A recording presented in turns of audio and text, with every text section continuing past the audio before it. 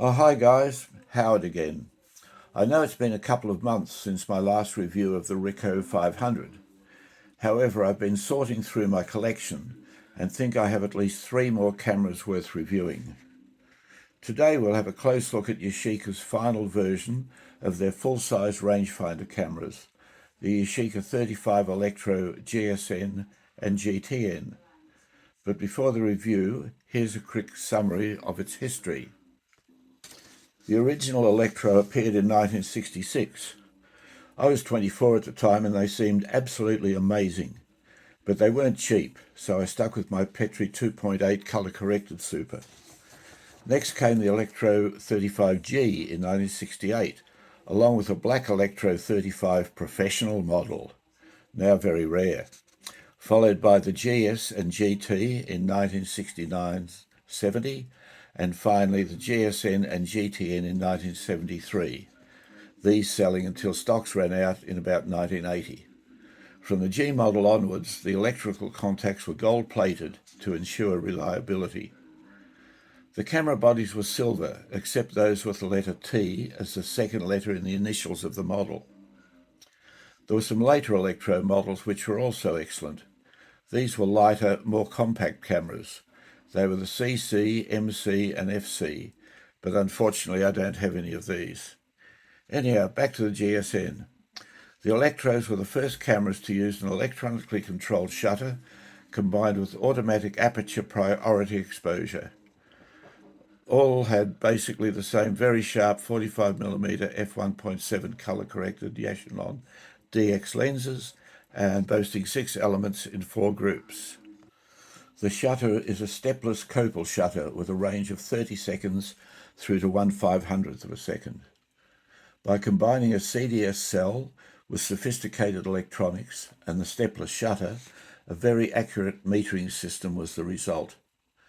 They were designed to use a 5.6 volt mercury battery, which is no longer available, but luckily they're not too fussy about voltages, and various adapters are available on eBay to take a 6 volt battery, which works perfectly. Mine uses an A544 6 volt battery. Because of their features, these cameras were revolutionary, and as a result over 5 million units were sold. To cope with demand, a Hong Kong assembly plant was used alongside the Japanese factory. My cameras, and I've got 3 of these, were all assembled in Hong Kong, as indicated by an H in front of the serial number, but they appear to be of equivalent quality to their Japanese counterparts. Okay, let's have a good look at my GSN. Okay, now I think it would be hard to argue that these weren't a good-looking camera.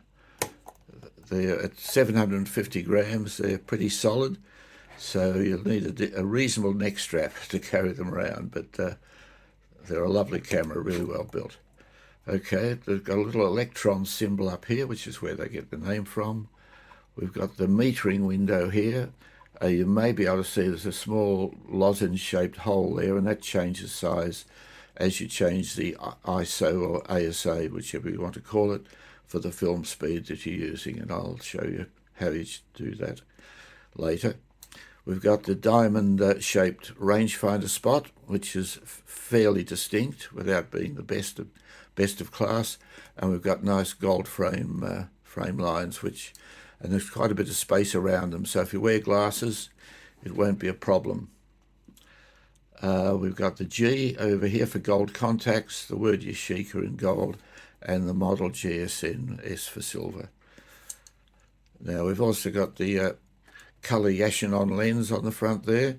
The early ones didn't have the word colour there, the very early ones, but even though they were coated, and all the lenses are virtually identical, but they were colour-coded, but colour photography was becoming more and more popular at the time, so the later models, they included the word colour to advertise the fact that these lenses were ready to take colour films. It's a lovely lens. It's 6 elements in 4 groups, f1.7, 45mm, and a very nice lens, very sharp. A couple of strap lugs there on the sides. While we're here on the bottom, We got the rewind button. Just push it in to rewind the film. It stays in as you're rewinding the film, and then next time you cock the shutter, it pops out. Got a standard 1/4-inch tripod mount and the battery cover. Okay. All right, let's swing it around. So on the front here, I won't move the ring because it's a bit awkward to grip it. It's fairly thin, but over here we've got B for bulb, so as long as you hold the shutter button down, the shutter stays open. A for auto, which is what this camera, after all, is all about, and a little flash symbol that sets the shutter to a 30th of a second, so it'll accommodate flash bulbs as well as electronic flashes. Up here we've also got a little symbol. We've got this, the sun, a cloud, and a window. So if you're going outside to shoot, just set it on the sun setting, and you won't be far out. It'll tell you if it needs to go slightly one way or the other, but basically wherever you're shooting, if you're shooting sunny there, if it's cloudy, use the cloud, and if you're indoors, use the window and a tripod. Okay, now there's also a little orange arrow at this end and a red arrow at that end showing which way to turn it, depending on which light comes on. So you don't want any lights on when you're actually taking the shot. You want to get at the point where both red and orange lights are out, and that'll give you the right exposure. If it needs to, because it's a stepless shutter, if it needs to pick 1/282nd of a shutter, that's what it'll pick. So the infinite number of shutter speeds in between 32nd and 1/500th. Okay. Now behind them we've got the actual apertures themselves, so f/16 through to f/1.7, and depth of field scale. We've got a nice little self-timer. Unlike a lot of cameras with self-timers on the lens barrel, this one is very reliable. On all three of my cameras it seems to work just fine. Anyhow, I'll continue on. Depth of field scale. Come on. There we are, about 1/4 of a second. And depth of field scale, and then we've got a very nice smooth focusing ring with distances in feet and meters. And of course that's linked to the rangefinder spot in the camera. Okay, so that's more or less the barrel covered. If we just get to the top of the camera, we've got a very standard rewind knob here with little arm to help and a little arrow to show which direction to wind it in to rewind the film. We've got the Electro 35 nameplate there. Hot shoe, which was the main difference between the GSN and the GS. It was the major upgrade between the two models because they'd pretty much perfected the camera. There wasn't too much more to do to it, so the very last model got a hot shoe.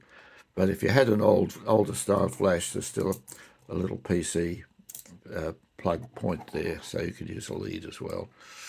We've got the under and over lights, which I'll explain in a minute. We've got the ISO selection, so it goes from 25 around to 1000. There's a little red spot there, so you turn this until you get on the ISO you want, and that's changing the size of the hole in the little metering window at the front. We've got the shutter button here, and we can physically lock that if we want to. There's no, as far as I can tell, there's no electrical connection. That this doesn't switch the electrics on or off or anything. It just seems to be purely a mechanical lock. So you move it around until you get the little red mark opposite the L and it's locked. We've got the film advance and cocking lever, and we've got the frame counter just beside it there in the little window. Now when I press this, you'll notice the orange light comes on. Now that's because it's dark in here, and it's saying, well, what it's telling you is, look, I'm happy to take the photo, but it's going to be 1/30th of a second or less. So do you need a tripod, or are you just going to hold it steady, or what are you going to do? So you know it's going to be a 30th or less when you and you can hear that was about probably half a second or a quarter of a second, somewhere between there. So I was saying, sort of put me on a tripod, basically. Now, if it goes the other way and the red light turns on, it's saying, whoa, too much light, too much light. And with these red and orange arrows, as I say, the orange arrow, if the orange light comes on, and there's also in the viewfinder, there's corresponding arrows up in here. So there's a red arrow in the left-hand corner pointing to the right, and an orange arrow in the right-hand corner pointing to the left. So it's telling you which way to turn the aperture ring if you've got your eye to. So you can do all this with your eye to the looking through the viewfinder. You can get the setting right. But yeah, so it's very rarely going to come up with a red light unless you've got a fast film or you're outside and it's sunny and you've got it on f4, f5.6 or something, and it's saying, hey, turn it to the right, get up 11 or 16 or something. So basically that's how the electronics work. Ideally, when you're taking a photo in normal conditions, you don't want either light to come on. You want to just press the button, half press, nothing comes on, and you know you're in business, and you just go through and take the shot.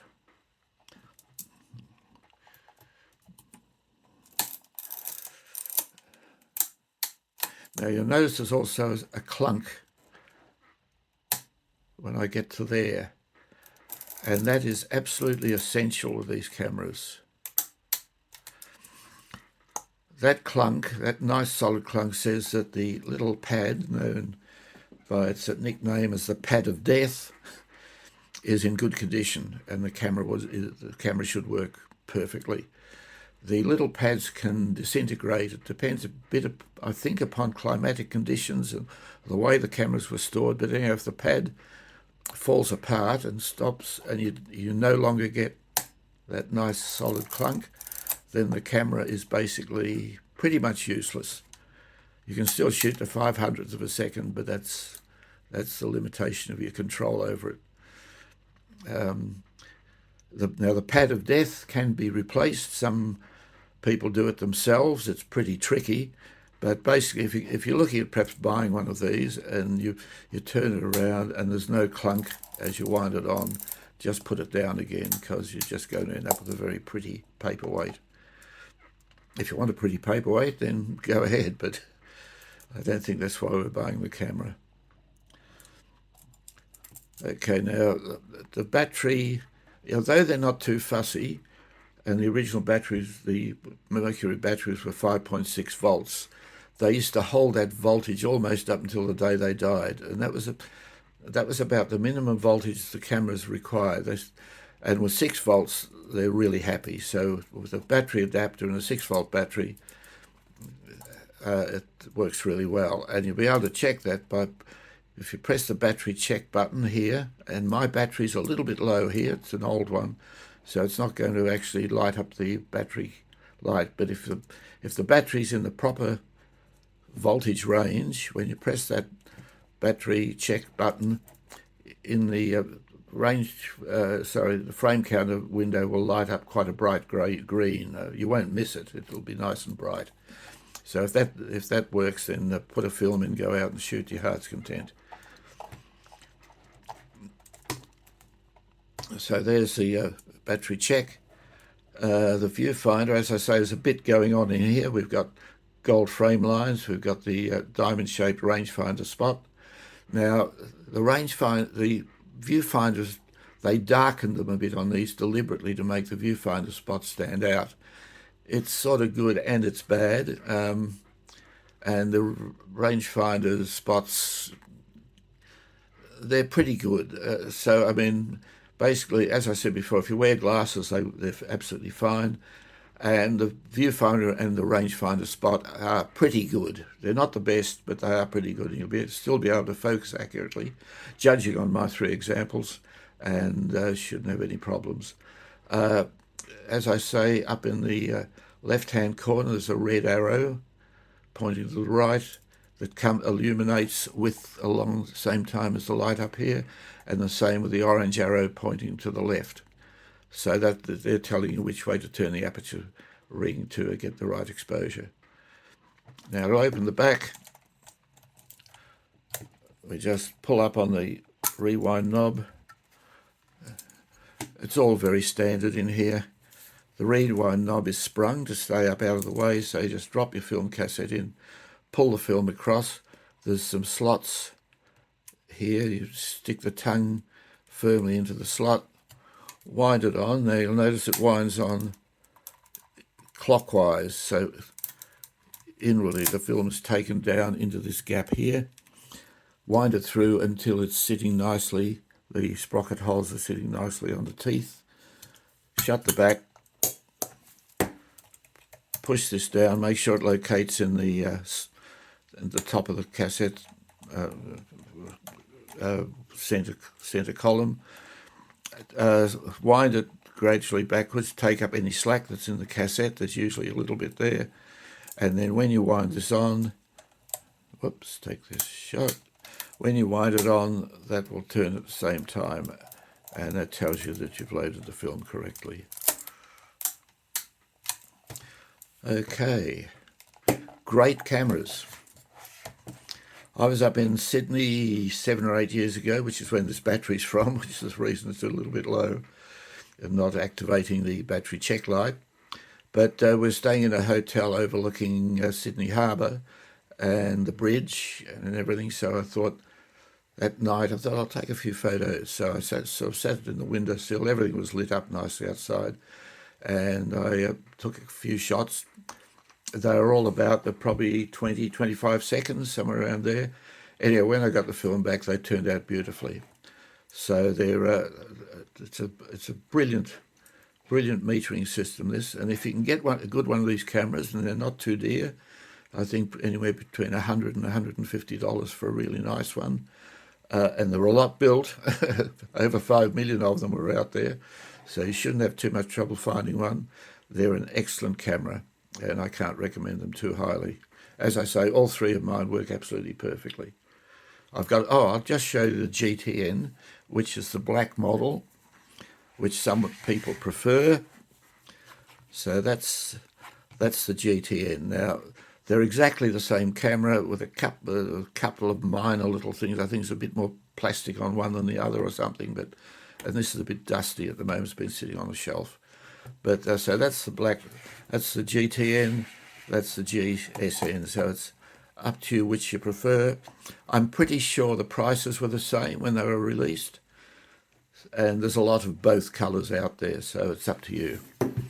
Okay, so that's the Electro, GSN and GTN.